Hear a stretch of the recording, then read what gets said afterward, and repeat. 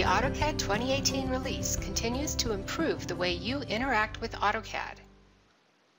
The file navigation dialog boxes for operations such as open, save, attach, and many others now remember the sort order of the column. If, for example, you sort by date modified or reverse sort by file name, the next time you access that dialog box, it will automatically display files using that same sort order. And in AutoCAD 2018, the Drafting Settings dialog box can now be stretched and resized similar to most other dialog boxes, enabling you to view and access more information.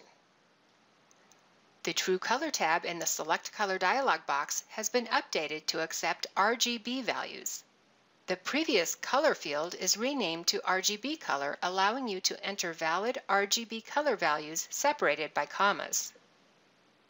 For easy access to layer controls, regardless of which ribbon tab is current, a layer option has been added to the Quick Access toolbar menu.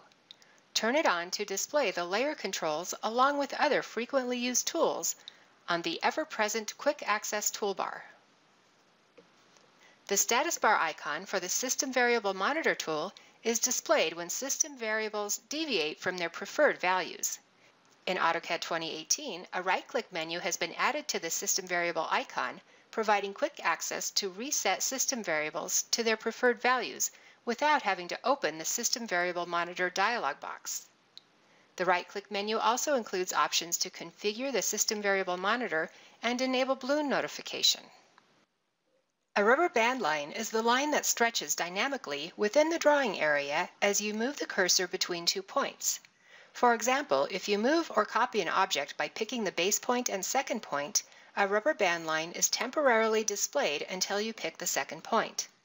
In AutoCAD 2018, the rubber band line is added to the long list of interface elements for which you can control the color. Access that control from the Colors button on the Display tab of the Options dialog box. You'll see the rubber band element displayed for all the relevant contexts, enabling you to apply different colors depending on the context in which you're working.